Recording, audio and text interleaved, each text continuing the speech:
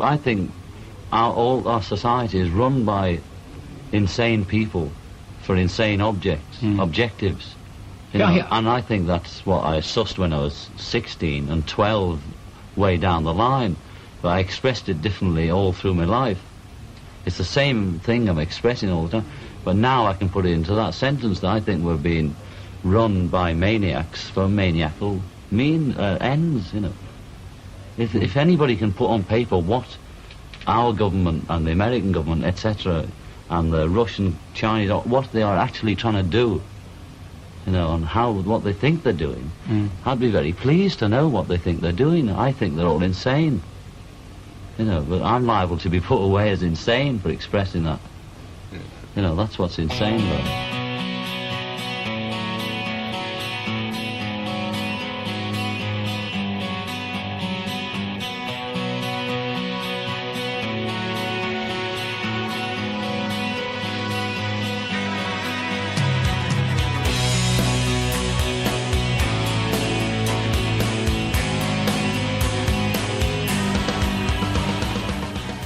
Yeah, I think it's recording now. Yes, I think so. It came up telling me it was this end. Okay, it is on your end. Okay. All right. Well, Guy, thank you for joining me today. I'm a huge fan, and I've reached out to you before because my friend actually introduced me to your channel, and she kept telling me, you've got to watch Guy Anderson. He's brilliant. The Cabbage Patch Kids and all that. So I did, and I was hooked.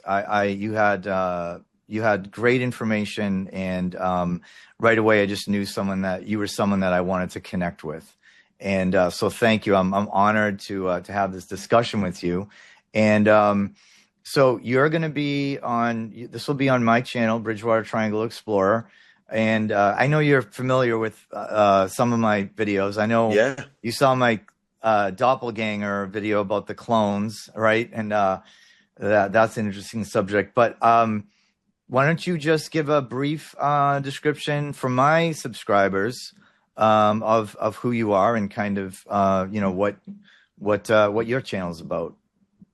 I suppose the best description of me, if we go with the mainstream, is I'm a conspiracy theorist. I wander around wearing a tinfoil hat, and but I've taken it to I suppose a stage further than the average conspiracy theorist. As I said to you before we were recording, you know, it took some time and a lot of work, but I'm ordained because I wanted to understand more about religion, and I'm also a master Freemason. Although I haven't attended now for over seven or 8 years, I can't now. It wouldn't sit right with them or me. So I've done things to try and find out more information than you can through the internet or reading books. And my journey started really in the 80s. My dad was heavily into conspiracy theories before it was even a thing, and he got me reading his books.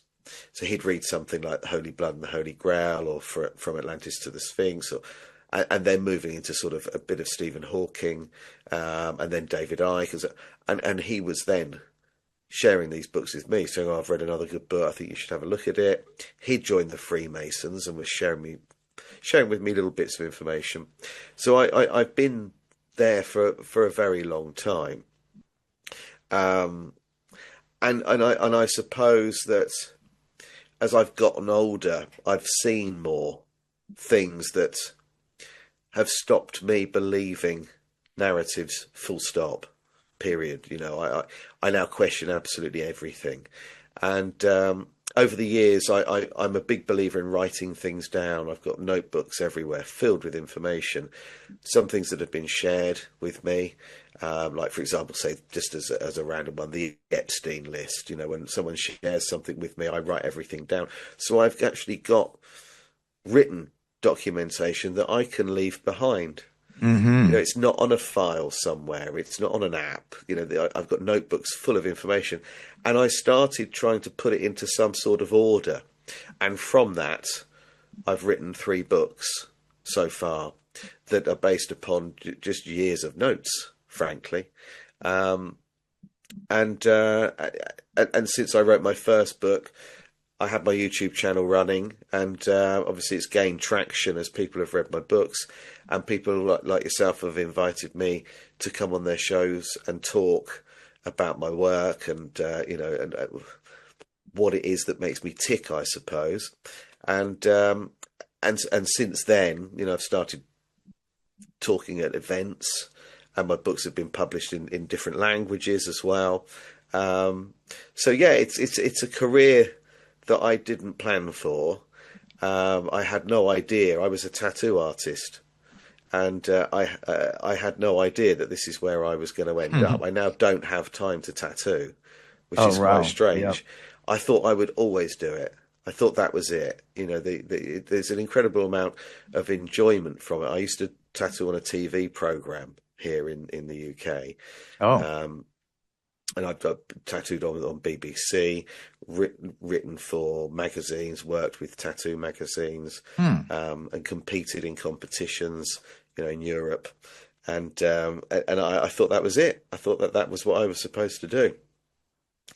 And then I woke up one morning and realised that too many people were buying my books for me to be able to carry on tattooing and deal with the inquiries and the requests for interviews and so on. So I packed my tools away just over a year ago, and I spend literally all day writing, researching, and talking to people. And it's a very strange way to earn a living, but it's perhaps more rewarding.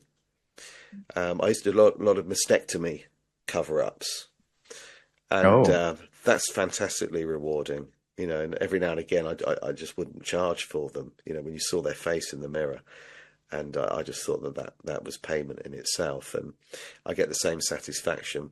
So every now and again someone will say something and I'll just send them a free book, or just because of how what we're doing affects people for the better.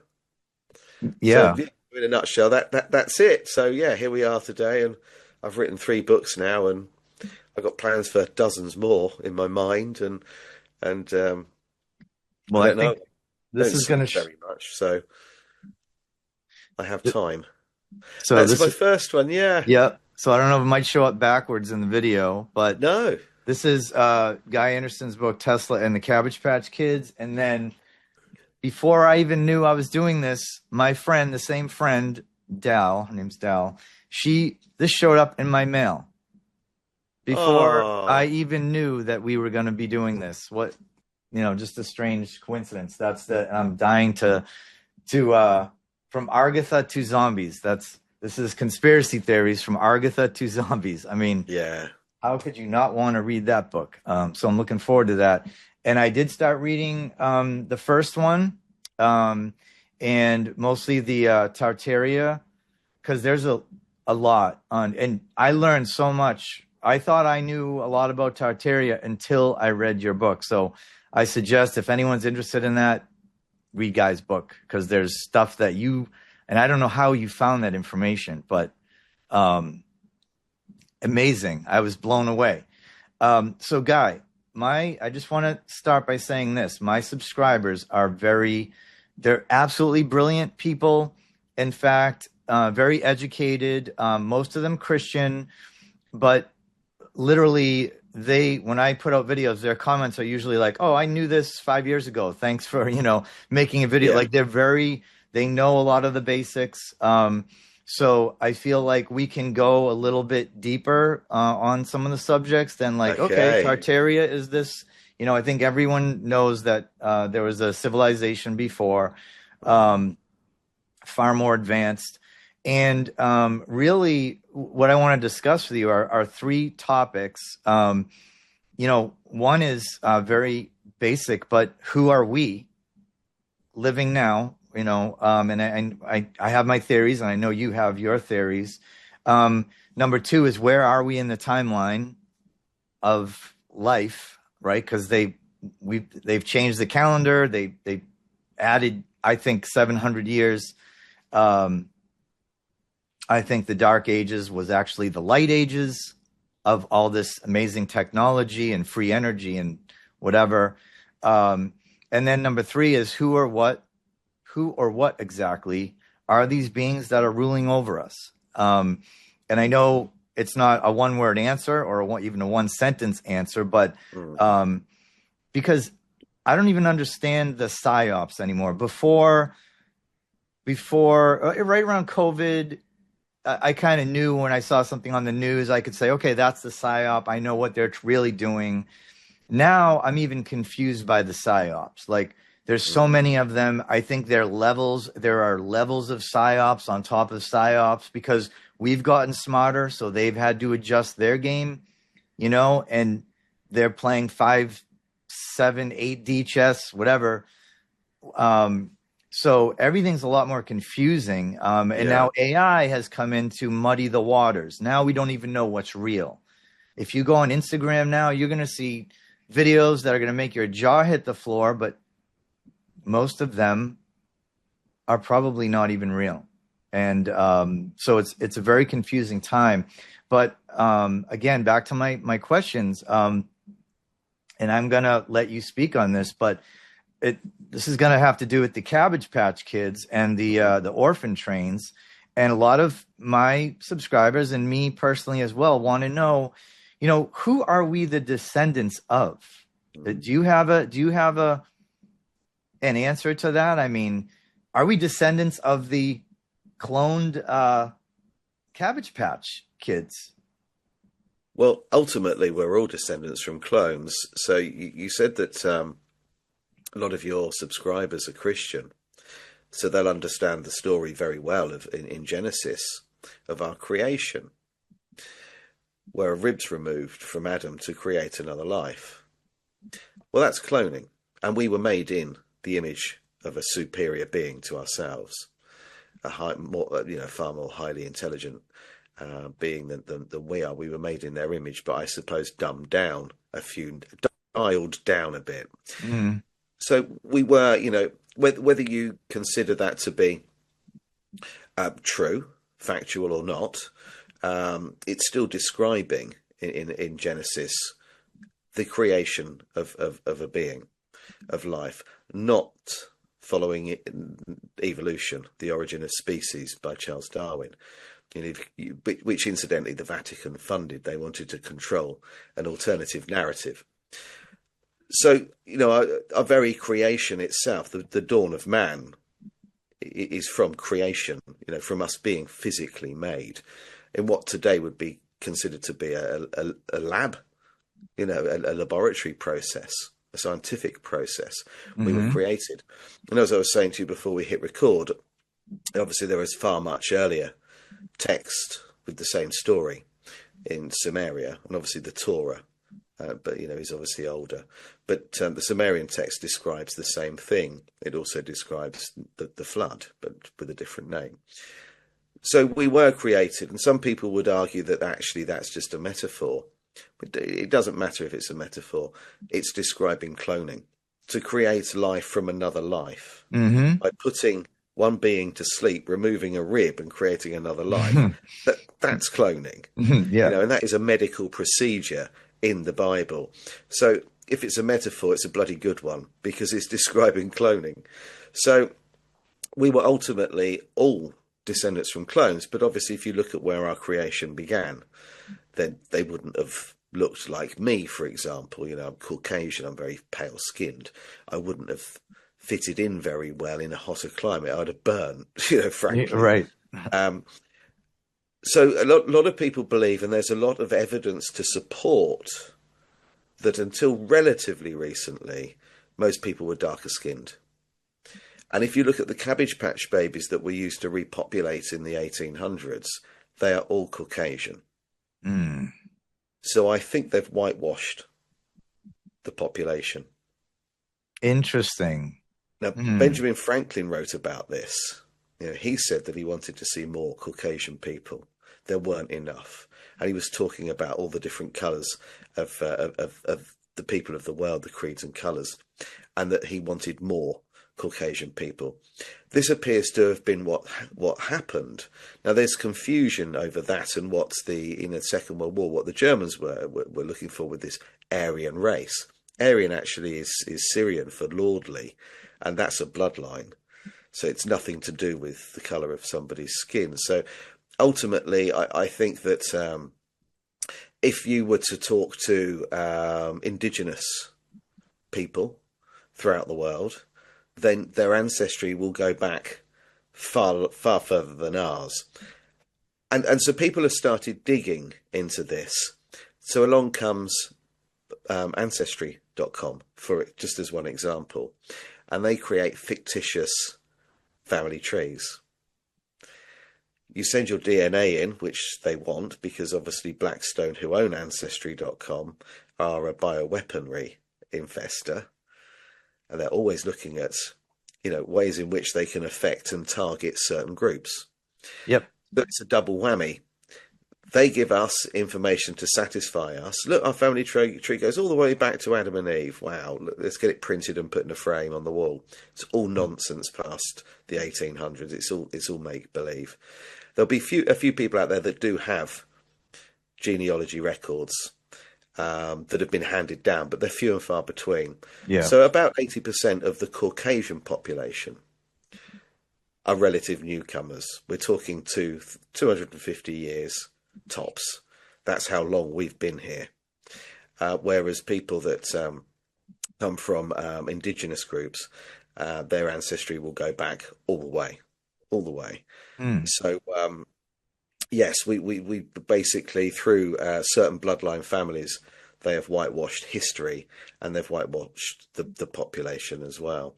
So the average person on the street is a descendant from a clone that was produced to repopulate in the 1800s. I'm afraid to say.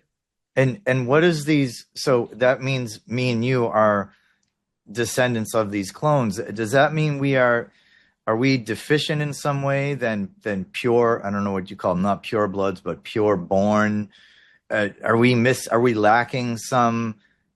Missing a connection to our creator, or we just no, it's just the same as the indigenous, just our skin color is okay. Yeah, so we've been tweaked. Yeah. So it's the same process. So if you think that the very dawn of our creation, if you read the Sumerian text, they took the Neanderthal and tweaked the DNA and turned it into a Homo sapien. So that nothing's changed. It's just they put out in the 1800s an awful lot of Caucasian babies, and these are depicted in postcards called the Cabbage Patch postcards, which later became known as repopulation postcards. They're all Caucasian, and this is a whitewashing exercise. But no. So if ultimately everybody descends from a clone, there's no difference. It's just our genetic memory doesn't go back. So, we know DNA carries memory. Right. Ours just won't go back as far as some people's. And if they can access it, which some people can when they go through, past life regression and so on, and certain ceremonies, they can actually retrieve this information. But today, the damage inflicted to our pineal glands makes that a little bit harder to achieve. But yeah, I mean, ultimately, every living thing has a connection, I believe, to the source. And I think when you say creator, what are we talking about? Is that the creator of us or the creator of the universe, so to speak? Because I think that's two different things. If you look at the Sumerian text and you look at the God in the Old Testament and then the God in the New Testament, it's a different person. You go from something quite savage that's into sacrifice and gets angry and very jealous, and that's completely different to the benevolence shown in the New Testament. So I think there are two different beings or groups of beings at play, and obviously in the Old Testament it's plural. Now we know that the Old Testament is based really upon the Torah, and the Torah is based a lot of it from the Sumerian text. So I think that something came along and interfered with our creation and tweaked it. So whereas we may have naturally evolved to be what we are today or slightly different, something came along, tweaked that to make us go down the mines and work as slaves. And that's pretty much it remained unchanged. Today, Right. we're still slaves to the same people, the same bloodline families. We just pay them tax now. Right. Interesting. And so, and I think most people know that there was some big event that happened that wiped out, right, most of the people. They cloned us to repopulate. Is that correct? They needed people to work in the factories and almost like slaves. They needed people to rule over. That's the purpose of the Cabbage Patch baby, the incubator babies, and they wanted to repopulate with slaves, essentially. Yeah. Okay. Yeah. So when they say we are a slave race, it's quite literal. We were born, we were created to be their slaves. Is that? Yes. Yep. Yes. We always have been, and I think it's demonstrated today by going back not that long ago. Didn't really matter what you did for a job. You wore a shirt and tie. We all wore suits, even someone cleaning the windows or the chimney sweep. But we all wore suits, and that was very, very symbolic because it had collars, cuffs, and a leash. Interesting. Yeah. So we've always been considered slave. Obviously, originally we were created to work in the mines, to mine gold. And the children that were produced in preparation for the Industrial Revolution, they were sent down the mines. Predominantly, the majority of them were mining. They were miners in both senses. Right. So it's very clever how they use, certain words have two meanings. So, and they were obviously our great-great-great-great-grandparents. So, they had wiped out the previous civilization, the majority of it anyway, incarcerated a lot of the women by introducing something called the Lunacy Act, and then they had access to all of the orphans, and then the children that were actually being cloned and reproduced in Germany in places called kindergartens, where they grew children, and then they were distributed from Europe across. And so for example, my mother's father, he was sent from Ukraine to New York. It was called Crimea back then, but obviously they've changed a lot of names to distort history and make things a little bit harder to follow. So he was one of those children that was shipped across to help repopulate and restart America, and they were all sent to the Midwest on the orphan train. So that was my grandfather. Wow. And you said kindergarten. Yeah. And I was just saying to someone the other day that the English language it's all double speak. It's all coded, right? Yeah. Hebrew backwards. It's meant to, for lack of a better term, curse ourselves. Yes. That's exactly right. Right? Like we're locking the cuffs, or literally putting the handcuffs on us, spiritually or interesting. That's you just blew my mind. I read something the other day and I wanted to run this by you. I'm trying to remember, and you'll see why I'm having trouble remembering. They're saying that they now know one of the reasons for the chemtrails is, we know there's aluminum in the chemtrails. Aluminum causes brain deterioration, Alzheimer's, and it's erasing our memory, but not just with the nanotech that they have mixed in with the aluminum. They can erase our memories and literally control. This is what I heard. I don't have proof, but they can control which memories they are erasing.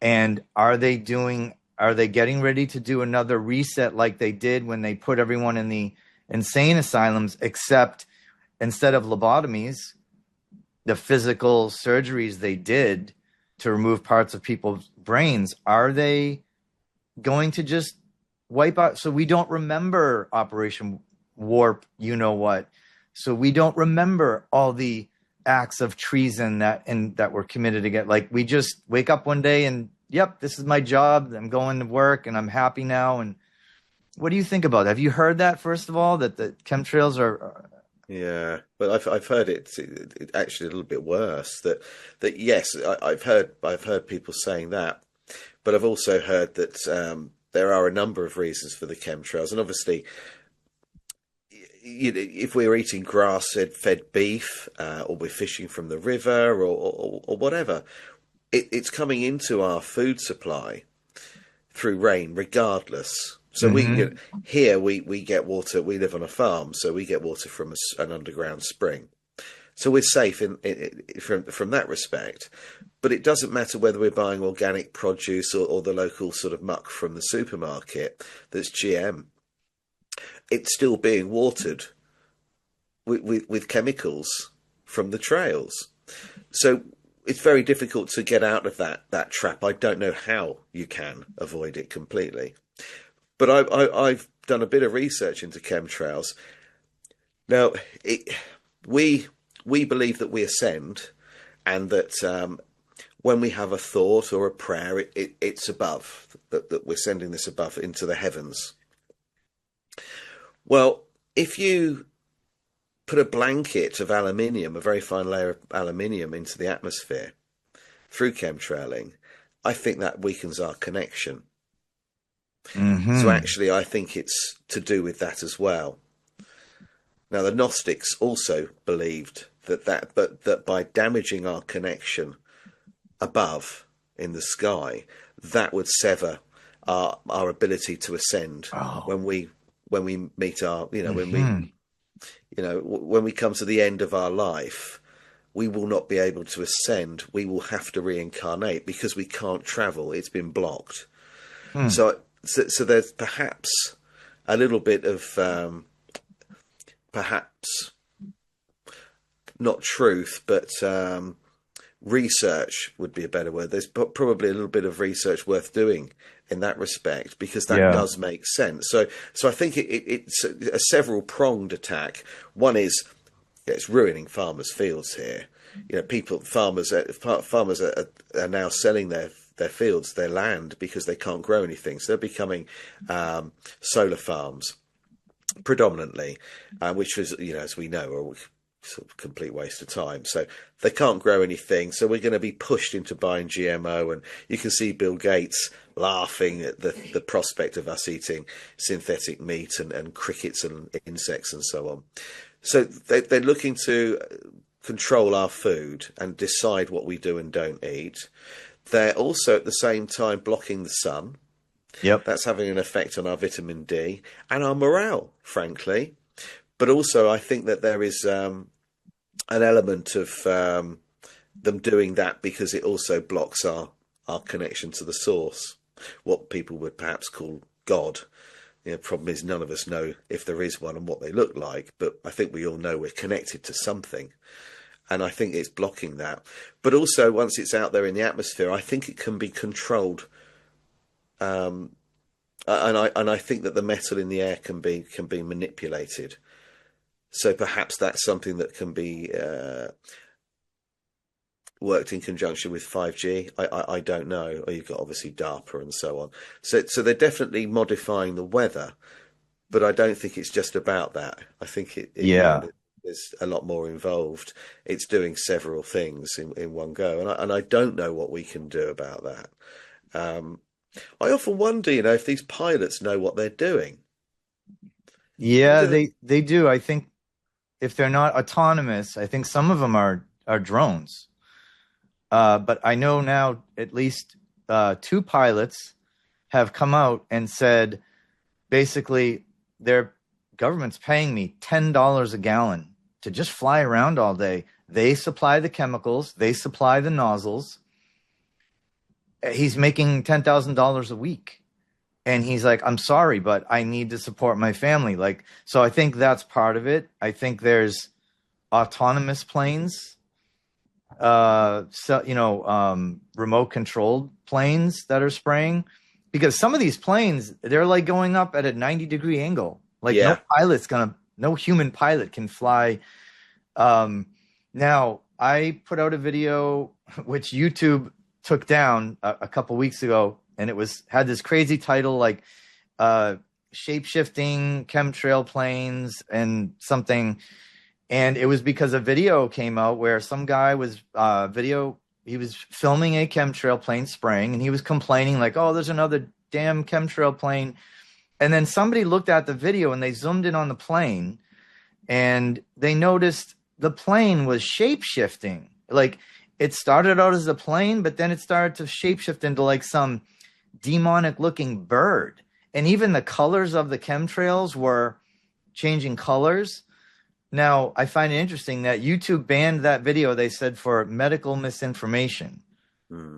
But there's another element to it. Is this some type of demonic or fallen angel technology? I mean, we assume that it's DARPA or whatever, the United Nations, but I don't know, because whoever's doing it is knowingly, willingly destroying all life on this planet. Our whole ecosystem is dying. So, okay, the money, really, is it for the money? Because if nothing's left next year, if there's no more farms that can produce in a year or two, that money you have, you're going to be eating it, right? So are they terraforming? This is my question I was going to ask you. In one of my videos, I put out the theory, and I have some movies that this came up in that made me think about this. Are they terraforming the planet or the realm for a new species, the return of the ancient gods, another, reptilians, whatever? What do you think about that? I think they're actually depopulating completely. And I think that that's why so much has gone into AI, robotics and AI. Last time for the Industrial Revolution, they needed an infrastructure. So they needed people. They don't need the number of people that they have now. And even on the World Economic Forum platform, people have been heard saying that we are useless eaters. I think that they're looking to remove 80% of the population by 2032. And you can see how that's panning out. They started in 2020. I think that was a dummy run. We are supposedly having another one next year. I think that will be more effective. I think they're going to have to do something more significant, though.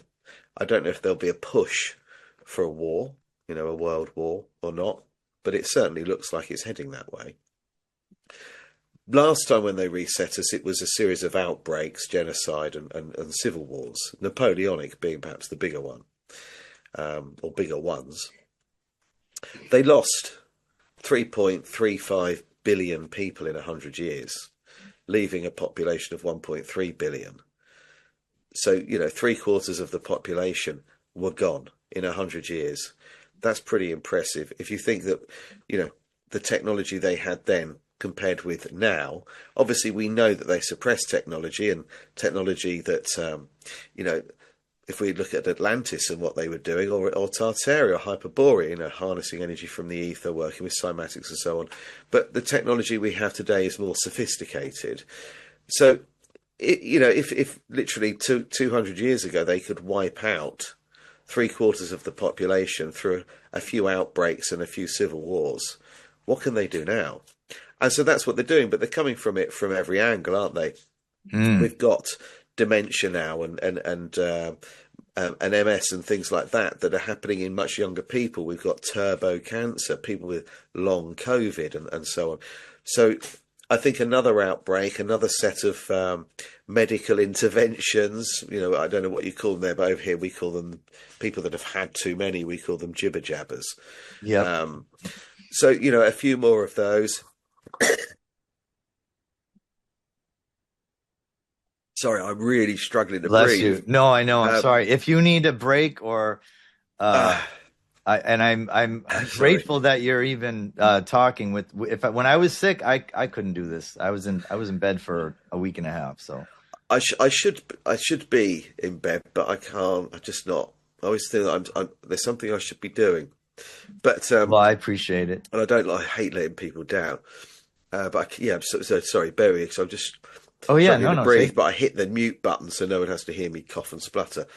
So I think, this time they're coming at it from lots of different angles. But no, I don't believe they're going to repopulate. I think that's why they've got us out there. And I don't mean you and I, but the public. they've got the public out there working on AI. We're all feeding AI. It's becoming more and more human because we're all using it and talking to it. So it's getting used to how to communicate with different people and how different people think. And that's all being used against us ultimately. So I think that the majority of the jobs out there will be done by AI or robotics, and they'll just have a few of us to service those things and do jobs that AI can't. AI and robotics can't do. For example, you can't get them to paint like we can. They obviously we're creative, and these parasites that run the show aren't. They're very low vibrational. They're not creative. They don't love. So they'll need some of us, but they can get rid of the majority. So yeah, by 2032, that is apparently the deadline for the people that remain to have the Neuralink fitted, and we have this hive mentality, and the people that won't comply to be eradicated, will be removed from society. So we may be living somewhere out in the sticks, trying to function, sort of underground, metaphorically. Right. But we will not be part of the system, but the majority of people will be gone by then. Yeah. Well, the way things are going, I can see how that would happen. And okay, so they don't need I agree with you. They don't need the majority of us. But now this maybe segues into the next question about who or what are these beings that are ruling over us? Because my opinion, Guy, I don't believe they're human. I just don't, because a normal human being, let's say they're 80 years old, they wake up in the morning, and you're telling me their first thought is, how can I continue to destroy the world and make humans suffer? And that's not a natural. At some point they get old, their body breaks down, and they go, I gotta take care of I got grandchildren to look after. You know what I'm saying? Like this consistent, these people that are consistently plotting to destroy everything that is pure and wholesome about this world, you would think at some point they would have that human moment that, hey, I'm not going to be here much longer. Maybe I should think about my salvation. Maybe I should start asking for forgiveness. Or I don't believe they're human, but some people have theorized they may be vampires because of the Jeffrey Epstein's victims have said that they were drinking human blood and on that island, and they heard chanting. And there's a guy on. Have you heard of the Fittest Flat Earther? He's on YouTube and Instagram. He's saying that these people, it's not that they're clones. He's saying they've reversed aging. Like the guy that looks like like Nicolas Cage, right? There's old photographs. Someone looks like Nicolas Cage. He's saying that is Nicolas Cage now. They just they drink enough blood, or however they do it, and they become young, and then they kill off the old character, the old actor, and they become someone new. They take on a new role, but it's still them. They've got the same birthmarks. And anyway, so they would still need to, if that is true, and these people are vampires or whatever they are, I'd like to get your thoughts on what you think they are. They would need human blood. So they would need, if they're going to kill most of us, but they'll probably keep a lot of people around for harvesting, right? For organ harvesting or whatever I don't want to say the Adreno Google, platform. They need stuff from real humans, don't they? They need stuff that only we can provide. So what are your thoughts on that? What do you think they are, first of all? I'm just curious. Okay, so these are I call them parasites because they are. That's by true definition. That's what they are. They live off of us, one way or another. Mm-hmm. They take our energy. You've got the Loosh farm. They are taking our energy. They've been doing that for a very long time. Perhaps the biggest example of them taking our energy from us is the judicial system. We're charged and placed in a cell. That's symbolic that we are a walking battery. And those old prisons, asylums and orphanages are all made from a particular red brick. that can harness and store energy, electricity. It's the same chemical process that creates rust. So they are actually storing our energy and using it. That's the Loosh farm part of it. What you're talking about with regard to longevity or the immortals, so to speak, that is to do with achrome. Absolutely. Okay. But it's children. That's why it's children. That's why the sacrifices and the things that we hear, it's always children. With the Epstein and so on, and Richard Branson and people like that, it tends to be young girls for lots of reasons. And that is also the same if you look at traditional vampire stories, not so much with more modern ones, but if you look at the original ones and the research done by the Vatican in the 1500s, they were looking into stories of vampires. There were universities where you could actually study and do a thesis on it. So this is actually to do with being immortal, taking in that adrenaline in a transfusion is prolonging your life, and it's obviously giving you an MO. It's flushing you out, and so the idea being that they don't want to meet their maker. They're scared of dying, and they're scared of dying simply because they know they haven't played by the rules. They fear karmic retribution. That's why they tell us what they're doing, but they trick us. They do it through fiction and science fiction. And think that that's enough. They've told us the truth, but we couldn't determine whether it was real or not. But it isn't enough. And I think that that's what the longevity is about. Whether or not they live forever, I don't know, because the body wears out. And I think at that point they do replace themselves with a clone, because there's only so much a human body can stand. And you can keep having blood transfusions with adrenaline in them, but the body's got to, ultimately has got a limit. I mean, if we talk about the Count of Saint Germain, which was also perhaps the wandering Jew that stopped Jesus and said he shouldn't take a rest when he was carrying the cross. That man allegedly walked the earth for 2,000 years. Maybe he did. Who am I to say? I never met him. Sorry, but I think that you get to a point where your body is going to age. You might be able to slow the process down and stop yourself being ill and rejuvenate, but I don't think you can actually stop your body from naturally wearing and tearing. And that's where I think the cloning comes into play. And this is the same. These people, they're all the same family. This is ultimately the Rothschilds that we're talking about. And they go all the way back to Amun-Ra. And when Amun-Ra disappeared, it was also known as Marduk. And Marduk is the son of Enki. The Anunnaki that scientists that allegedly made us in Sumerian mythology. That bloodline is Anunnaki. So they're what many people would call reptilians, because they're more reptile in their thinking than we are. Slightly different shaped skull, can't mate with us. And that's why so many Hollywood actors, people like Brad Pitt would be a good example, that there's a lot of Hollywood actors out there that can't have children, and Tom Hanks and so on. These are all related to the same bloodline family, so they'll adopt or have fake pregnancies and so on. So when it's a member of the royal family, for example, they'll have to farm out. So they'll need a wife that isn't their bloodline.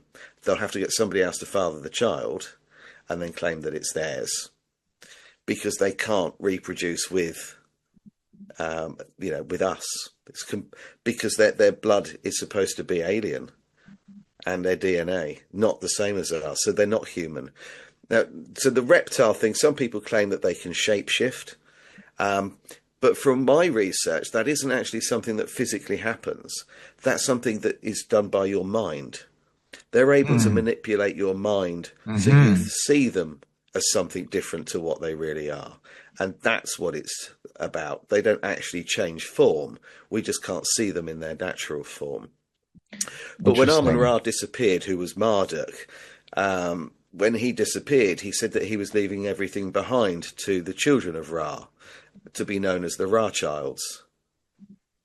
Oh, and you wow. can see how the name, and they've changed the name over the years. It's been Bauer at some point, but after the last reset, the last great reset, they came back with a vengeance. And Rothschild was reinstalled as the name, and because they were now free to do whatever they wanted. Before that, they'd been in the dark a little bit because we had, a 1,000 years of peace and harmony.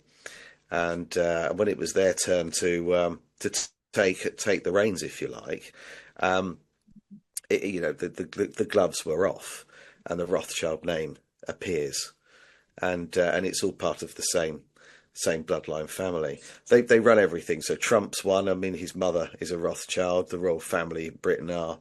They control absolutely everything. Half of the Hollywood celebrities are related to them. The first queen to sit on the throne that was a Rothschild was Queen Victoria. They've seeded every politician, every royal household, with the exception of Ethiopia, for the last sort of 200-300 years. Interesting. Well, yeah, and that I just had a thought about the recording. Sorry, my speakers are on. I'm wondering if that's going to cause, if that's going to cause a sound interference? No? Okay. It sounds okay on your end? Yeah, sounds absolutely okay. You're not fine. getting feedback. Okay. No, nothing at all. So, all right, back to the shapeshifting. There's a recent video that came out. I don't know if you saw it, of Erica Kirk. And this was, somebody had it on the TV to prove that it wasn't photoshopped, and they zoomed in on her eyes doing one of her eyes was a slit, reptilian slit. When somebody said something that it bothered her, I think it made her, and they say when they get triggered, they lose, like you said, they lose their ability to shield their true appearance. Yeah. Is that so? It's interesting. So what do they really look like? I mean, are they one of Jeffrey Epstein's victims have you seen this? She drew a picture. She said she witnessed Jeffrey Epstein shapeshift in front of her. She said it wasn't what you think of as a reptilian in the traditional sense. She said this was more like a dragon. Yes. And she drew a picture. You can go find the picture online. It's in one of my videos, but what do you know? Have you researched, like, what are they? Are they dragons? Are they? Yes. Yeah, essentially, but they're reptiles, not dragons. But this is the Dracos that we're talking about. So so they're just more reptilian looking than we are. But from what I've seen, that they tend to have a sort of a bluish tinge to them. Mm-hmm. Interesting. Mm. So to kind of, and I know this is we could go on for hours about this subject, about who we're dealing with here, but you're saying that the families, the original bloodline family, in your opinion, it's the Rothschilds, and that family are reptilians. You're saying, yeah, the same ones. Okay, and they yeah. And they're the same families, whether you're talking Rockefeller, Orsini, they're all the same. They're just cousins, and they splinter off. Okay. And as they marry into other families of power and wealth. So, for example, like Nathaniel Rothschild here has married the heir to the Guinness empire. So now the Guinness family is now within the Rothschilds. Mm-hmm. So that's what they've done. So they just splinter off. But ultimately, it all goes back to the Rothschilds. That is the original bloodline family. Okay.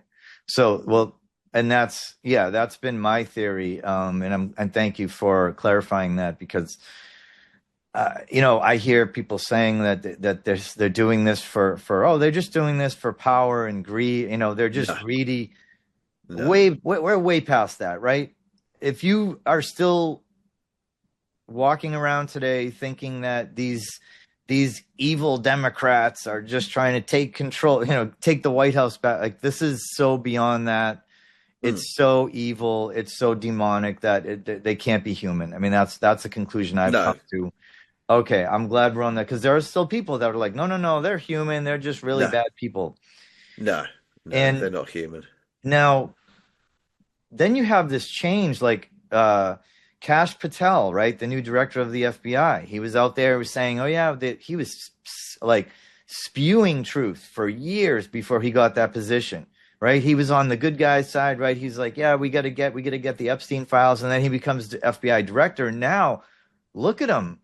He looks like he saw a ghost. I mean, he looks like he is so terrified of saying the wrong thing or stepping out of line, right? Is that what's going on? Are they so scared to know who they're really working for? Or, in your opinion, Yeah. have they been the real Kash Patel is in a pod somewhere in a basement of a laboratory? I mean, what's your opinion on that? It can be two things. I mean, they can do a Joe Rogan, so they can threaten your children and say, okay, well, we're going to make you very wealthy. We've set up a deal with you, with Spotify or whatever, or a better job, whatever it is. So they'll offer you a carrot, dangle a carrot, but they will tell you that there are consequences for not taking the deal. And obviously, with Joe Rogan, they went through his children. They were approached at school. So we know that they do that. With people like Zuckerberg, for example, he was replaced. So, Zuckerberg isn't Zuckerberg anymore. A lot of people think he is in one of these dumbs. He is underground, and he's still sat there working. He's told exactly what he's going to do. Otherwise, there are consequences, and a clone's put out there. So it's difficult to know whether or not we still are looking at the same person. That this is the real deal, or and he's got a gun to his head, or if he's been replaced. We don't know, but it will be one or the other. Yeah, yeah. It's just how we can find out. I don't know. I mean, Joe Rogan. I'm convinced that that's the same person because of how he's now very defensive and with certain subjects and redirects guests, gets into arguments like with Bravo and so on. People that he was supposed to be friends with, he's now confrontational with when they raise certain things. So I think he's very clearly been got at, but other people are just replaced. Like Dwayne Johnson, for example, is a classic example. He's replaced. Oh yeah, Alex Jones. He's been replaced. I mean, even David Beckham. That's not him. So they will replace people. What they do with the original, I don't know. Do they dispose of the original? Is it used for certain nefarious activities, or is it if they've got an incredible mind, is it used to carry on working for them on the basis that the alternative is? We'll deal with your family, everyone you ever cared about. That would be enough motivation to carry on working, wouldn't it? Guy, I wanted to ask you, have you heard of Donald Marshall? Yeah. I spoke to him recently. Yeah. What do you make of that? What is he the real deal? I mean, he said some things that, I mean, he's on the cover of a Megadeth album, right? Yeah. What do you make of that? He said some things that part of me said, there's no way that can be true. Why would they let him be making videos? But then a lot of it, about the vril, how it enters the eye, and that explains the Black Eye Club. What do you think about him? Was he really who he says he is? If he isn't, then he is the most knowledgeable person you'll ever come across on cloning and memory and consciousness transfer. The Lazarus Project. The information he has is very similar to now what is being used by companies like Clonaid. So yes, I think he's the real deal. The situation with him was that he said that he was going to expose all this, and Madonna laughed and said, "No one's going to believe you." Barack Obama laughed at him and said, "No one's going to believe you. They'll just think you're mad. No one cares what you think.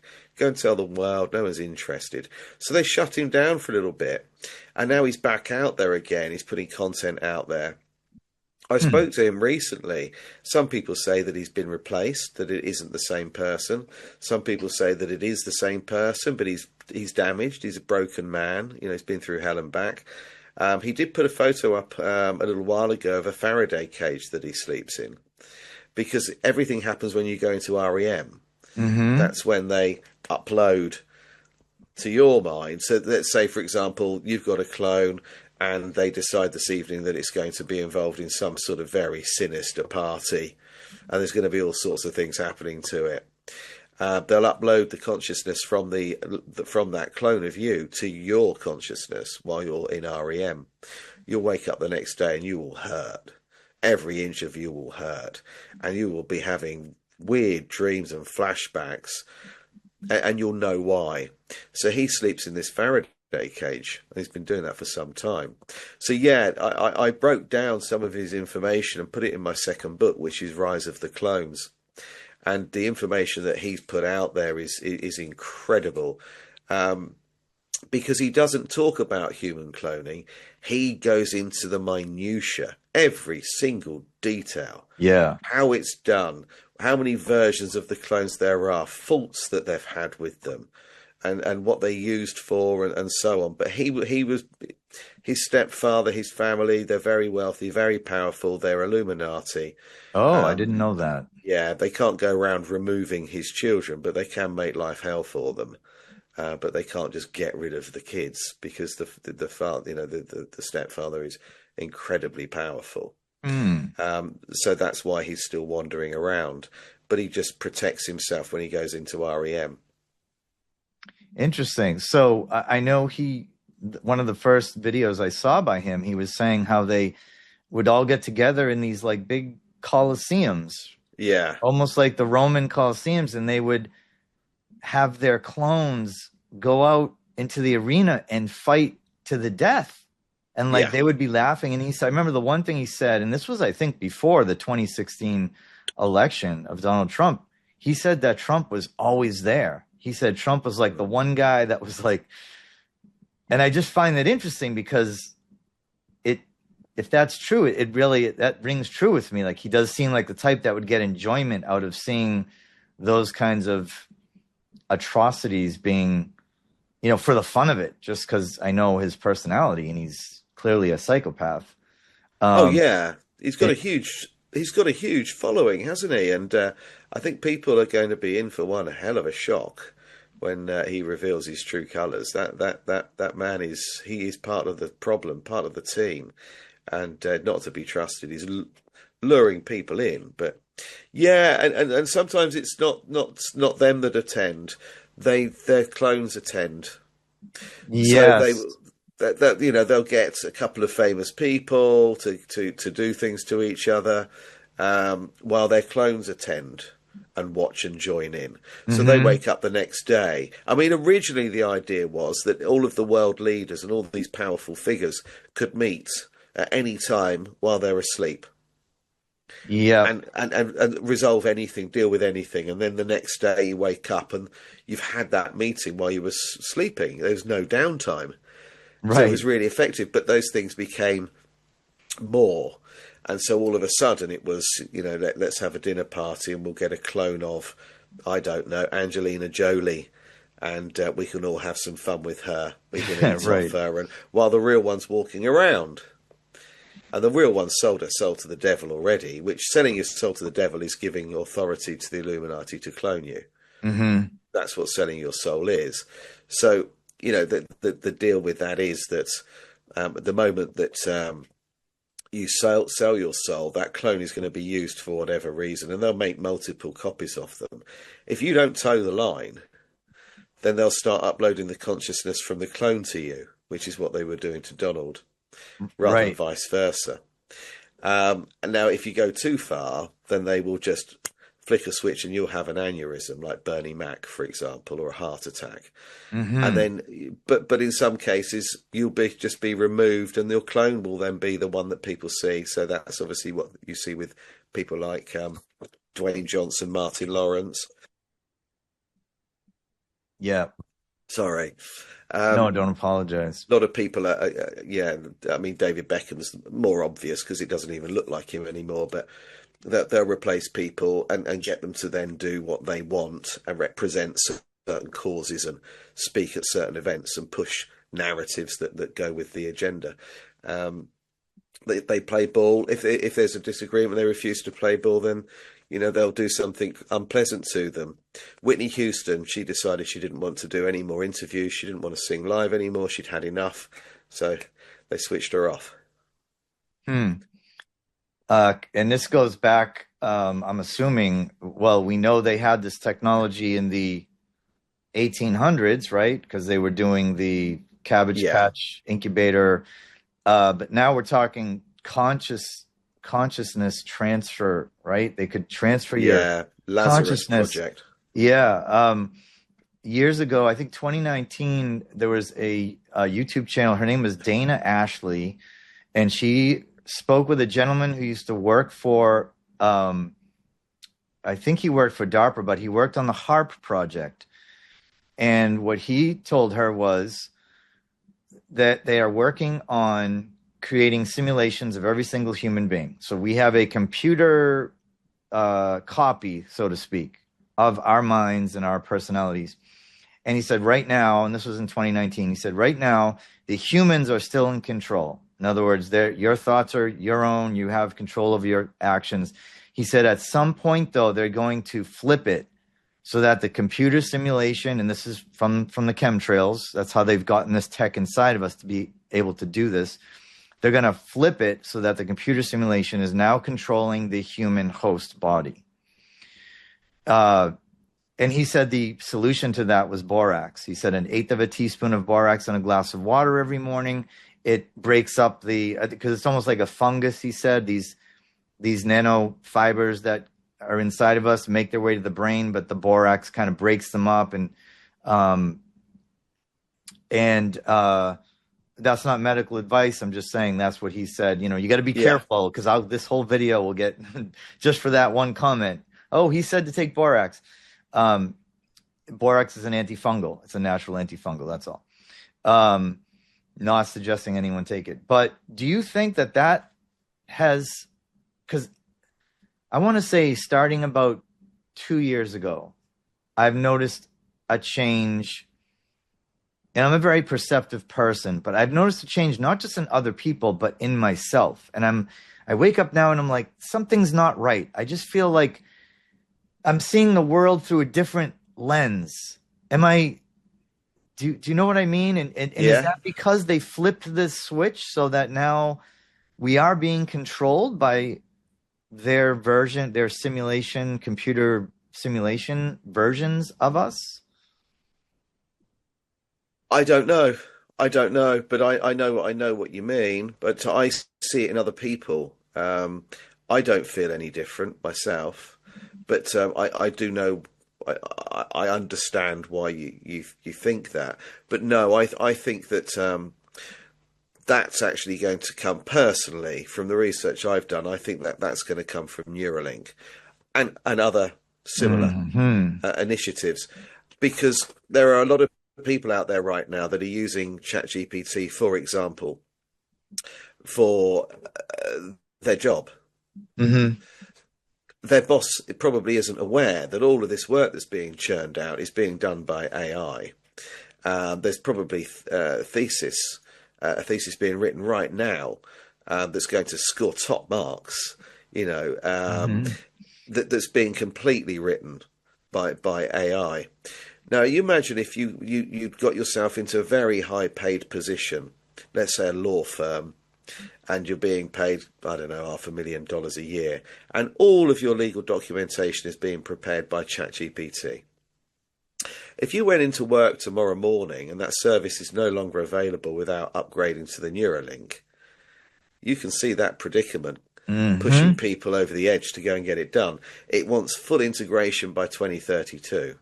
That's the plan. They want everybody that's going to have it installed by 2032. So I think it's that, and that will give that hive mentality. But I think that people like yourself and me, we're going to be out of that loop. I think we'll no longer be able to participate within the system. We might have to get a fake app, get some technology that works round it, but I think it's going to be a little bit harder for us to operate. We're going to see a lot of people go off grid. Yeah. We're going to see a lot of friends and family get that fitted too. Yeah. Unfortunately, I think you're right. And that's why community is important. Getting to know the people that you live near, getting to know where the local farms are. Yeah. Getting relationship with the farmers. Again, there's trouble growing everywhere, even where I live in the States here. No one could grow tomatoes this year. I talked to people who had little gardens in the backyard and farmers with big farms. They said we just couldn't grow tomatoes. And it's from what we're being sprayed with. So, yeah, I think community is going to be important. We're going to need each other to, if we're not going to participate in their society, we're going to have to kind of make our own. Yeah, and the tomatoes is specifically because tomatoes contain nicotine. Oh, I did not know that. Yeah, and nicotine is one of the few things that will eat away at the intervention. So 2020, you have the heavy smoke. People who smoked were the ones that were least affected by the jibber jabber. Interesting, and that's why they tried to ban vaping right before. Yeah, they don't want people having any nicotine whatsoever because you don't need as much oxygen.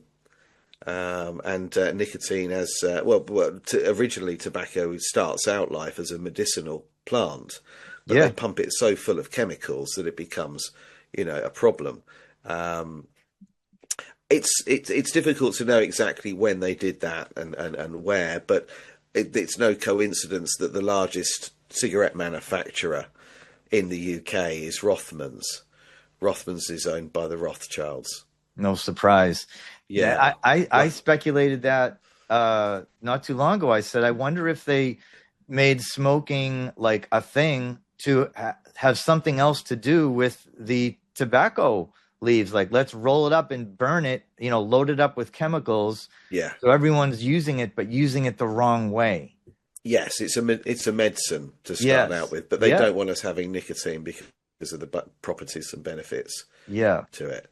So they're trying to get rid of anything that's going to have give us a fighting chance over, what they're spraying and what they're injecting into us. Yeah. Guy, for the sake of, you're not feeling well, I want to be respectful of that. I could go on. I have like 5 pages of questions and notes, but again, I want to be respectful. I know that and I appreciate you coming on at all, having the cold that you have. So, is there anything else that you want to discuss? Because I feel like we need to have almost like a part 2, because sure, we're just, as deep as we've gone, I still feel like we're just scratching the surface, and I have so much more. I have so many more questions for you. The Great Wall of China, I think I mentioned that in my email. I have so many things. The Great Wall of Tartaria. It's facing the wrong way. The wrong way. It's the wrong way around. Yeah. It's not a defensive anything. It was a road, right? Was it a road? I mean, No, it was a defensive structure that was protecting Tartaria from China. Oh, okay. China broke away. China was the first part of the Tartarian Empire to break away. Mm-hmm. And so the wall was put up there. Genghis Khan is everything you've been taught about Genghis Khan, you need to flip on its head. Right. Absolutely everything. There's also a link to a biblical link with Genghis that will blow people's minds, but we'll save that for another time. Yeah. That really will freak people out. Yeah, no, there's a lot of stuff here. One thing I wanted to mention before I go, your video, your book, your Tartaria book, you mentioned, I was surprised when you said you said there's many interesting places that I suggest people to go research the Tartarian buildings. And you said, but my number one is Kansas. And I was blown away by that. I was like, I never would have thought Kansas, they had castles there. Yeah. Right? Yeah. So I wanted to, get into that with you as well. But no, thank you again for coming on, having the cold and everything. Pleasure.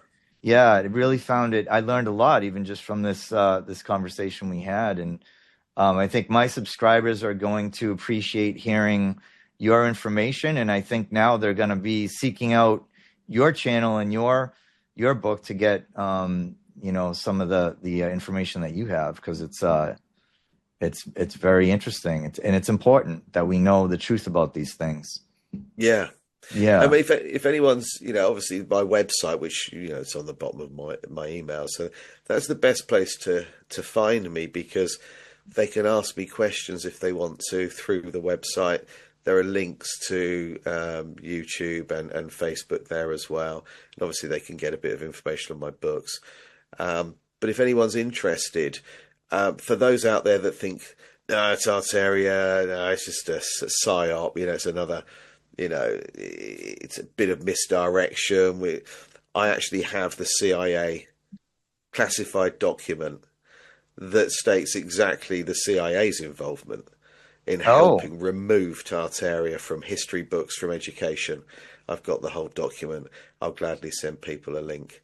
Oh, wow. Okay. I can send it as an attachment to them.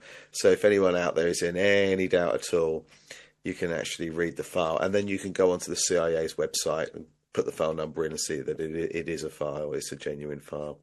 Oh, interesting. Okay. What is your website? Sorry. It's thetartarianempire.co.uk. Okay. I went with .co.uk specifically to remind people that I'm in the UK. So if you're buying a book from me, it won't turn up in 2 days' time. It's going to be a week or so. Oh, okay. So it just reinforces that. Okay. So people know where I am. Okay. Yeah. Great. Now on Tartaria, and again, we can talk about this, next time if we do this in the future. But I know a lot of my subscribers and a lot of people in kind of the circles that I run in, so to speak, we believe that and I'm glad you just said that, because now I'm going to look into it. But we believe that Tartaria was the cover story for the Millennial Reign. And I'm sure you've heard this before, right? And that's what you're kind of saying is, no. It was these Tartarians, and we'll get into that next time about who exactly they were. Yeah, sure. But we're talking the same thing. Yeah, okay. Yeah, so the Tartarian Empire wasn't an empire. We just called it an empire. It was it was actually called Grand Tartaria. Mm-hmm. But it's an expanse of land and an ethos. The period of time in which the Tartarian ethos reigned, if you like, is the millennial reign of Christ. Okay, interesting. Okay, but obviously Christ wasn't around to for the 1,000 years to see it through. There were people in his place, and one of his descendants was a key part of that. Oh, okay. Oh, yeah. we gotta. Okay, my subscribers are gonna want to hear this. Yeah. So let's. His bloodline's alive and well. Yeah. Yeah. Okay. Interesting. Okay, so Guy, again, thank you. I definitely want to do this again, because we just covered so many interesting, yet they're all connected, aren't they? Different topics, but it all goes back to the same thing, right? So thank you again, and I appreciate it. I'll definitely be in touch, and I hope you feel better. Thank you. Get better soon, and yeah, you. I'll send you a follow-up email, and I'll send you a link to this when it's done. That's fantastic. All right, Guy. God bless you. Thank you. Yeah, and you. Thank you. Thanks for having me on. And yeah, let's do it again. I'm happy to come on whenever you want. Okay. And as often as you like. Yeah. All right. Sounds good, Guy. Thanks again. Take care. All right. Take care. Bye for now. Bye.